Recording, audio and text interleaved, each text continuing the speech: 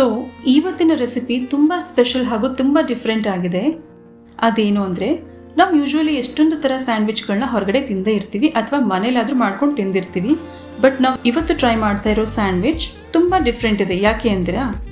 ಯಾಕೆ ಅಂದರೆ ನಾವಿಲ್ಲಿ ಬಳಸ್ತಾ ಇರೋದು ಚಪಾತಿನ. ಸೊ ಚಪಾತಿ ಬಳಸಿ ಅದೆಂಥ ಸ್ಯಾಂಡ್ವಿಚ್ ಮಾಡೋದು ಅಂತೀರಾ?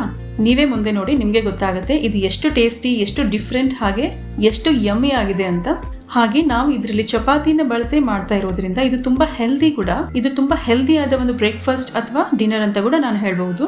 ಸೊ ಇಲ್ಲಿ ನಾನು 2 ತರದ ಸ್ಯಾಂಡ್ವಿಚ್ ರೆಸಿಪಿಗಳನ್ನ ಶೇರ್ ಮಾಡಿದ್ದೀನಿ. ಸೊ ಇದು ಖಂಡಿತ ನಿಮ್ಗೆ ಇಷ್ಟ ಆಗುತ್ತೆ ಅಂತ ಅನ್ಕೊಂಡಿದ್ದೀನಿ. ಹಾಗೆ ಇದು ತುಂಬಾ ಟ್ರೆಂಡಿಂಗ್ ಅಲ್ಲಿರೋ ಒಂದು ರೆಸಿಪಿ ಕೂಡ. ನೀವು ಇದಕ್ಕೆ ಒಂದು ಟ್ರೈ ಕೊಡ್ಲೇಬೇಕು. ಬನ್ನಿ ನೋಡೋಣ ಇದನ್ನ ಹೇಗೆ ಮಾಡೋದು ಅಂತ. ಸೊ ನಾನಿಲ್ಲಿ ಒಂದು ಚಪಾತಿ ತಗೊಂಡಿದ್ದೀನಿ. ಇದು ಯೂಶುವಲಿ ನಾವು ಮನೇಲಿ ಮಾಡ್ಕೊಳ್ಳುವಂತ ಚಪಾತಿ. ಇದರಲ್ಲಿ ಏನು ಸ್ಪೆಷಲ್ ಇಲ್ಲ. ಕೆಲವೊಬ್ರು ಇದನ್ನ ಮೈದಾ ಹಿಟ್ಟಲ್ಲಿ ಮಾಡೋದಕ್ಕೆ ಪ್ರಿಫರ್ ಮಾಡ್ತಾರೆ, ಹಾಗೆ ಕೆಲವೊಬ್ರು ಗೋಧಿ ಹಿಟ್ಟಲ್ಲಿ ಮಾಡ್ತಾರೆ. ನೀವು ಬೇಕು ಅಂದ್ರೆ ಮೈದಾ ಮತ್ತೆ ಗೋಧಿ ಹಿಟ್ಟು ಎರಡನ್ನೂ ಸಮ ಪ್ರಮಾಣದಲ್ಲಿ ಹಾಕೊಂಡು ಕೂಡ ಈ ತರ ಚಪಾತಿ ಮಾಡ್ಕೊಳ್ಬಹುದು. ಈ ಚಪಾತಿ ಸ್ಯಾಂಡ್ವಿಚ್ಗೋಸ್ಕರ ನಾನಿಲ್ಲಿ ಹಾಗೆ ಮಾಡಿದೀನಿ.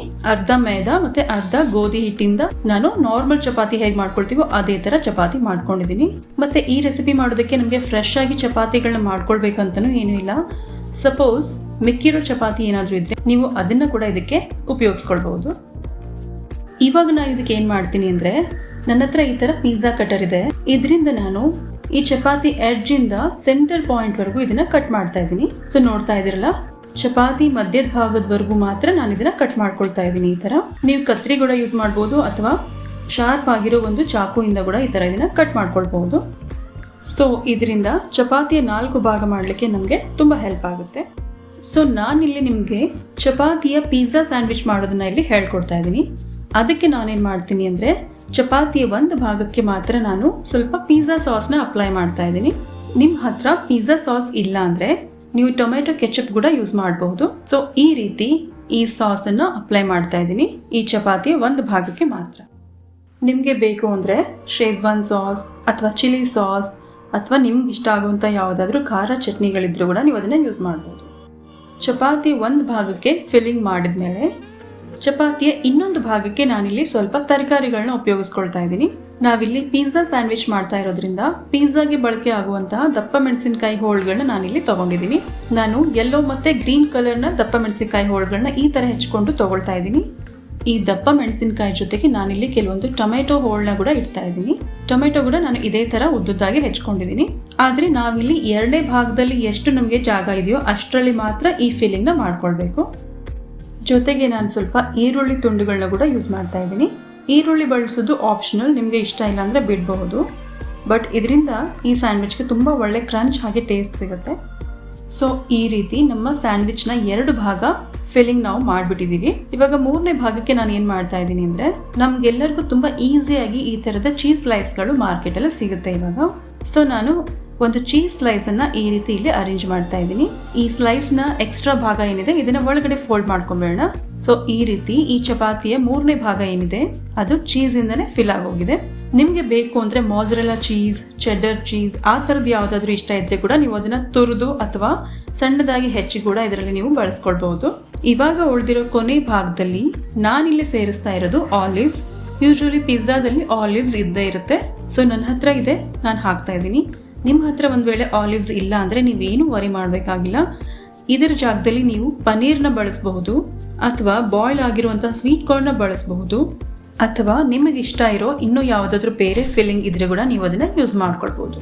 ಸೊ ಈ ರೀತಿ ನಮ್ಮ ಚಪಾತಿ ಪಿಜ್ಜಾ ಸ್ಯಾಂಡ್ವಿಚ್ ನ ಫಿಲ್ಲಿಂಗ್ ಏನಿದೆ ಕಂಪ್ಲೀಟ್ಲಿ ರೆಡಿ ಆಗಿದೆ. ಇವಾಗ ನಾವು ಮುಂದೆ ಏನ್ ಮಾಡ್ಬೇಕು ಅಂದ್ರೆ, ಸೊ ನೆಕ್ಸ್ಟ್ ಇದ್ರ ಮೇಲೆ ನಾನು ಸ್ವಲ್ಪ ಪಿಜ್ಜಾ ಹರ್ಬ್ಸ್ ಏನ್ ಬರುತ್ತೆ, ಆರಿಗ್ಯಾನೋ, ರೋಸ್ಮೆರಿ, ಈ ತರದ ಪಿಜ್ಜಾ ಹರ್ಬ್ಸ್ ಅಂತ ನಮ್ಗೆ ಏನ್ ಮಾರ್ಕೆಟ್ ಅಲ್ಲಿ ಸಿಗುತ್ತೆ ಅದನ್ನ ಸ್ವಲ್ಪ ಸ್ಪ್ರಿಂಕಲ್ ಮಾಡ್ತಾ ಇದ್ದೀನಿ. ಜೊತೆಗೆ ಇದ್ರ ಮೇಲೆ ಸ್ವಲ್ಪ ಚಿಲ್ಲಿ ಫ್ಲೇಕ್ಸ್ ನ ಕೂಡ ನಾನು ಆಡ್ ಮಾಡ್ತಾ ಇದ್ದೀನಿ. ಇದರಿಂದ ನಿಮಗೆ ಪಕ್ಕಾ ಪಿಜ್ಜಾ ಟೇಸ್ಟ್ ಬರೋದಂತೂ ಗ್ಯಾರಂಟಿ. ಒಂದ್ ವೇಳೆ ನಿಮ್ ಹತ್ರ ಇದು ಇಲ್ಲ ಅಂದ್ರೆ ಕೂಡ ಏನು ಯೋಚನೆ ಇಲ್ಲ, ಇದು ಹಾಗೆ ಕೂಡ ತುಂಬಾನೇ ಟೇಸ್ಟಿ ಆಗಿರುತ್ತೆ. ಸೊ ಮುಂದೆ ಕೇರ್ಫುಲಿ ನೋಡ್ಕೊಳ್ಳಿ ನಾನು ಇದನ್ನ ಯಾವ ತರ ಫೋಲ್ಡ್ ಮಾಡ್ತಾ ಇದ್ದೀನಿ ಅಂತ. ಸೊ ಈ ಪಿಜ್ಜಾ ಸಾಸ್ ಹಚ್ಚಿರೋ ಭಾಗ ಏನಿದೆ ಇದನ್ನ ನಾನು ತಗೊಂಡು ಈ ರೀತಿ ಫೋಲ್ಡ್ ಮಾಡ್ತಾ ಇದ್ದೀನಿ ಈ ತರಕಾರಿಗಳ ಮೇಲೆ. ಸೊ ಈ ಫೋಲ್ಡ್ ಅನ್ನ ನಾನು ತಗೊಂಡು 3rd ಫೋಲ್ಡ್ ಮೇಲೆ 3ನೇ ಭಾಗದ ಮೇಲೆ ಈ ತರ ಫೋಲ್ಡ್ ಮಾಡ್ತಾ ಇದ್ದೀನಿ. ಹಾಗೆ ಇದೇ ತರ ನಾನು ಕೊನೆ ಭಾಗದ ಮೇಲೆ ಕೂಡ ಈ ಚಪಾತಿನ ಫೋಲ್ಡ್ ಮಾಡ್ಕೊಳ್ತಾ ಇದ್ದೀನಿ. ನೀವು ಸ್ವಲ್ಪ ಕೇರ್ಫುಲ್ ಆಗಿ ಸ್ಟಫಿಂಗ್ ಹೊರಗೆ ಬರ್ದಿರೋ ಹಾಗೆ ಸ್ವಲ್ಪ ಪ್ರೆಸ್ ಮಾಡಿ ಇದನ್ನ ಫೋಲ್ಡ್ ಮಾಡಿದ್ರೆ ಇದು ಹಾಗೆ ನೀಟಾಗಿ ಸೆಟಲ್ ಆಗಿರುತ್ತೆ. ಸೊ ಈ ರೀತಿಯಲ್ಲಿ ನಮ್ಮ ಮೊದಲನೇ ಚಪಾತಿ ಪಿಜ್ಜಾ ಸ್ಯಾಂಡ್ವಿಚ್ ಅಥವಾ ಚಪಾತಿ ಪಿಜ್ಜಾ ರ್ಯಾಪ್ ಅಂತ ಏನ್ ಹೇಳ್ತೀವಿ ಅದು ರೆಡಿ ಆಗಿದೆ. ಸೊ ಇದೇ ತರ ನಾನು ಸ್ವಲ್ಪ ಸಿಹಿಯಾಗಿರುವಂತ ಒಂದು ಸ್ಯಾಂಡ್ವಿಚ್ ನ ಕೂಡ ರೆಡಿ ಮಾಡ್ತಾ ಇದ್ದೀನಿ. ನೋಡೋಣ ಬನ್ನಿ ಅದನ್ನ ಹೇಗೆ ಮಾಡೋದು ಅಂತ. ಸೊ ನೆಕ್ಸ್ಟ್ ಸ್ಯಾಂಡ್ವಿಚ್ ಮಾಡೋದಕ್ಕೆ ನಾನಿಲ್ಲಿ ಮತ್ತೆ ಒಂದು ಚಪಾತಿನ ತಗೊಂಡಿದ್ದೀನಿ. ಇದನ್ನ ಮಧ್ಯದಲ್ಲಿ ಸ್ವಲ್ಪ ಕಟ್ ಮಾಡ್ಕೊಳ್ತಾ ಇದ್ದೀನಿ. ಸೊ ಈ ಸ್ಯಾಂಡ್ವಿಚ್ ಮಾಡೋದಕ್ಕೆ ನಾನಿಲ್ಲಿ ಸ್ವಲ್ಪ ವೈಟ್ ಚಾಕ್ಲೇಟ್ ನ ತುಂಡುಗಳನ್ನ ತಗೊಂಡಿದ್ದೀನಿ. ನಮ್ಗೆ ಯೂಶುವಲ್ ಆಗಿ ಮಾರ್ಕೆಟ್ ಅಲ್ಲಿ ಸಿಗುವಂತಹ ಮಿಲ್ಕಿ ಬಾರ್ ಚಾಕ್ಲೇಟ್ ಅಥವಾ ವೈಟ್ ಚಾಕ್ಲೇಟ್ ಏನ್ ಸಿಗುತ್ತೆ ಆ ತರದ ಒಂದು ಚಾಕ್ಲೇಟ್ ನ ತುಂಡುಗಳನ್ನ ನಾನಿಲ್ಲಿ ಬಳಸ್ತಾ ಇದ್ದೀನಿ. ನಿಮ್ಗೆ ಬೇಕು ಅಂದ್ರೆ ಇದರ ಜಾಗದಲ್ಲಿ ಕ್ಯಾಡ್ಬರೀಸ್ ಅಥವಾ ಡಾರ್ಕ್ ಚಾಕ್ಲೇಟ್ ಅಥವಾ ಕಂಪೌಂಡ್ ಚಾಕ್ಲೇಟ್ ನ ಯಾವುದಾದ್ರೂ ತುಂಡುಗಳನ್ನು ಕೂಡ ನೀವು ಇದರಲ್ಲಿ ಬಳಸ್ಕೊಳ್ಬಹುದು. ಸೊ ಅದೇ ರೀತಿಯಾಗಿ ಈ ಚಪಾತಿಯ ಇನ್ನೊಂದು ಭಾಗದಲ್ಲಿ ನಾನು ಈ ರೀತಿ ಬಾಳೆಹಣ್ಣಿನ ಸ್ಲೈಸಸ್ ಗಳನ್ನ ಯೂಸ್ ಮಾಡ್ತಾ ಇದ್ದೀನಿ. ನಿಮ್ಗೆ ಬಾಳೆಹಣ್ಣು ಇಷ್ಟ ಇಲ್ಲ ಅಂದ್ರೆ ನೀವು ಇದ್ರ ಜಾಗದಲ್ಲಿ ಚಿಕ್ಕು, ಕಿವಿ, ಸ್ಟ್ರಾಬೆರಿ ಅಥವಾ ನಿಮ್ಗೆ ಇಷ್ಟ ಆಗಿರುವಂತಹ ಹಣ್ಣಿನ ಪೀಸ್ಗಳನ್ನ ಕೂಡ ನೀವು ಅರೇಂಜ್ ಮಾಡಬಹುದು. ಸೊ ಈ ಚಪಾತಿಯ ಇನ್ನೊಂದು ಭಾಗದಲ್ಲಿ ನಾನು 1 ಟೀ ಸ್ಪೂನ್ ಅಷ್ಟು ಜೇನುತುಪ್ಪ ಬಳಸ್ತಾ ಇದ್ದೀನಿ. ಈ ಜೇನುತುಪ್ಪನ ಇದ್ರ ಮೇಲೆ ನೀಟಾಗಿ ಸವರ್ ಬಿಡಿ ಮೊದಲು. ಇವಾಗ ಇದ್ರ ಮೇಲೆ ನಾನು ಕಲರ್ಫುಲ್ ಆಗಿರೋ ಈ ತರ ಟೂಟಿ ಫ್ರೂಟಿಗಳನ್ನ ಹಾಕೊಳ್ತಾ ಇದ್ದೀನಿ. ಟೂಟಿ ಫ್ರೂಟೀಸ್ ಅಂದ್ರೆ ಮಕ್ಕಳಿಗೆ ತುಂಬಾನೇ ಇಷ್ಟ. ಈ ರೀತಿ ಕೂಡ ನೀವು ಇದನ್ನ ಮಾಡ್ಕೊಳ್ಬಹುದು. ಸೊ ಈ ರೀತಿ ನಮ್ಮ ಚಪಾತಿಯ 3 ಭಾಗಗಳ ಫಿಲ್ಲಿಂಗ್ ಆಗೋಗಿದೆ. ಇನ್ನು ಉಳಿದಿರೋ ಕೊನೆ ಭಾಗಕ್ಕೆ ನಾನಿಲ್ಲಿ ಸ್ವಲ್ಪ ಮಾರ್ಶ್ ಮೆಲೋ ತಗೊಂಡಿದ್ದೀನಿ. ಈ marsh mellow candies chocolate shop ಗಳಲ್ಲಿ ತುಂಬಾ ಈಸಿಯಾಗಿ ಸಿಗುತ್ತೆ. ಹಾಗೆ ಇದು ತುಂಬಾನೇ ಸಖತ್ತಾಗಿರೋ ಟೇಸ್ಟ್ ಕೊಡುತ್ತೆ. ಸೊ ಹಾಗಾಗಿ ನಾನಿಲ್ಲಿ ಮಾರ್ಶ್ ಮೆಲೋ ಬಳಸ್ತಾ ಇದ್ದೀನಿ. ನಿಮ್ಗೆ ಈಸಿಯಾಗಿ ಮಾರ್ಶ್ ಮೆಲೋ ಸಿಗ್ಲಿಲ್ಲ ಅಂದ್ರೆ ನೀವೇನ್ ಮಾಡ್ತೀರಾ, ನಮ್ಮೆಲ್ಲರ ಮನೇಲಿ ಸುಲಭವಾಗಿ ಯಾವಾಗ್ಲೂ ಸಿಗುವಂತಹ ಕೊಬ್ಬರಿ ತುರಿ ಏನಿದೆ ನೀವು ಅದನ್ನ ಕೂಡ ಇದ್ರ ಮೇಲೆ ಬಳಸಬಹುದು. ಕೊಬ್ಬರಿ ತುರಿ ಒಣಗಿದ್ದೇ ಇರ್ಲಿ ಅಥವಾ ಹಸಿದೇ ಇರ್ಲಿ, ಈ ಬನಾನಾ ಜೊತೆಗೆ ಅದರ ಟೇಸ್ಟ್ ತುಂಬಾ ಚೆನ್ನಾಗಿರುತ್ತೆ. ಸೊ ನೀವು ಅದನ್ನ ಕೂಡ ಇದ್ರ ಮೇಲೆ ಸ್ಪ್ರಿಂಕಲ್ ಮಾಡಬಹುದು. ಸೊ ಇದು ಯಾವುದು ಬೇಡ ಅಂದ್ರೆ ನೀವು ಪೀನಟ್ ಬಟರ್ನ ಕೂಡ ಇದ್ರ ಮೇಲೆ ಬಳಸಬಹುದು. ಅದು ಕೂಡ ತುಂಬಾ ಟೇಸ್ಟಿಯಾಗಿರುತ್ತೆ. ಸೊ ಈ ಚಪಾತಿನೂ ಕೂಡ ನಾವು ತುಂಬಾ ಕೇರ್ಫುಲ್ ಆಗಿ ಫೋಲ್ಡ್ ಮಾಡಬೇಕು. ಮೊದಲನೇ ಚಪಾತಿ ಸ್ಯಾಂಡ್ವಿಚ್ ನ ಹೇಗೆ ಫೋಲ್ಡ್ ಮಾಡಿದ್ವೋ ಅದೇ ಪ್ರೊಸೀಜರ್ ಅಲ್ಲಿ ಇದನ್ನ ಕೂಡ ನಾವು ಫೋಲ್ಡ್ ಮಾಡ್ತಾ ಇದೀವಿ. ನೀವು ಫೋಲ್ಡ್ ಮಾಡುವಾಗ ಸ್ವಲ್ಪ ಟೈಟ್ ಆಗಿ ಇದನ್ನ ಕ್ಲೋಸ್ ಮಾಡಿದ್ರೆ ಇದರ ಫಿಲ್ಲಿಂಗ್ ಹೊರಗಡೆ ಬರಲ್ಲ, ಹಾಗೆ ಇದು ಇಂಟ್ಯಾಕ್ಟ್ ಆಗಿ ಫೋಲ್ಡ್ ಆಗಿ ಇರುತ್ತೆ. ಸೊ ಈ ರೀತಿ ನಮ್ಮ ಎರಡನೇ ಚಪಾತಿ ಸ್ಯಾಂಡ್ವಿಚ್ ಕೂಡ ರೆಡಿ ಇದೆ. ಸೊ ನೆಕ್ಸ್ಟ್ ಸ್ಟೆಪ್ ಅಲ್ಲಿ ನಾನಿಲ್ಲಿ ಒಂದು ಗ್ರಿಲ್ ಪ್ಯಾನ್ ನ ತಗೊಂಡಿದ್ದೀನಿ. ಇದನ್ನ ಒಲೆ ಮೇಲೆ ಬಿಸಿ ಮಾಡೋದಕ್ಕೆ ಇಟ್ಟಿದ್ದೀನಿ. ನೀವು ನಾರ್ಮಲ್ ಪ್ಯಾನ್ ನ ಕೂಡ ಬಳಸಬಹುದು. ನಾವಿಲ್ಲಿ ಸ್ಯಾಂಡ್ವಿಚ್ ಮಾಡ್ತಾ ಇರೋದ್ರಿಂದ ಸ್ವಲ್ಪ ಈ ಗ್ರಿಲ್ ಪ್ಯಾನ್ ಮೇಲೆ ಎಣ್ಣೆ ಹಚ್ಚಿ ನಾವು ಈಗ ತಾನೇ ತಯಾರು ಮಾಡ್ಕೊಂಡಿರುವಂಥ 2 ಸ್ಯಾಂಡ್ವಿಚ್ಗಳನ್ನ ನಾನು ಇದ್ರ ಮೇಲೆ ಟೋಸ್ಟ್ ಮಾಡ್ತಾ ಇದ್ದೀನಿ. ಲೋ ಟು ಮೀಡಿಯಂ ಫ್ಲೇಮ್ ಮೇಲೆ ನಾನು ಇದನ್ನ ಟೋಸ್ಟ್ ಮಾಡ್ಕೊಳ್ತಾ ಇದ್ದೀನಿ. ಸೊ ಇದರ ಮೇಲೆ ಕೂಡ ನಾನು ಸ್ವಲ್ಪ ಎಣ್ಣೆನ ಬ್ರಷ್ ಮಾಡ್ತಾ ಇದ್ದೀನಿ. ನೀವು ಎಣ್ಣೆ ಜಾಗದಲ್ಲಿ ಬಟರ್ನ ಕೂಡ ಬಳಸಬಹುದು. ಸೊ 2 ನಿಮಿಷ ಆಗಿದೆ. ಇದನ್ನ ಫ್ಲಿಪ್ ಮಾಡ್ತಾ ಇದ್ದೀನಿ ನಾನು. ಸೊ ನೋಡ್ತಾ ಇದ್ದೀರಲ್ಲ ಇದು ಎಷ್ಟು ಚೆನ್ನಾಗಿ ಟೋಸ್ಟ್ ಆಗಿದೆ ಅಂತ. ಸೊ ನೀವಿಲ್ಲಿ ಸೈಡಲ್ಲಿ ನೋಡ್ತಾ ಇರೋದು ಇದು ಮಾರ್ಶ್ ಮೆಲೋ ಸ್ವಲ್ಪ ಬಿಸಿ ಆದರೆ ಸಾಕು, ಅದು ನೀಟಾಗಿ ಮೆಲ್ಟ್ ಆಗಿಬಿಡುತ್ತೆ. ಅದರಿಂದ ಅದರ ಟೇಸ್ಟ್ ಡಬಲ್ ಆಗುತ್ತೆ. ಈ ಸ್ಯಾಂಡ್ವಿಚ್ ಜೊತೆ ಮಾರ್ಶ್ ಮೆಲೋ ಟೇಸ್ಟ್ ತುಂಬಾ ಚೆನ್ನಾಗಿ ಬರುತ್ತೆ. ಸೊ ಇದ್ರ ಇನ್ನೊಂದು ಭಾಗ ಕೂಡ ಇದೇ ರೀತಿ ಟೋಸ್ಟ್ ಆದಮೇಲೆ ಇದನ್ನ ಒಂದು ಪ್ಲೇಟ್ಗೆ ತಕ್ಕೊಳ್ತಾ ಇದ್ದೀನಿ.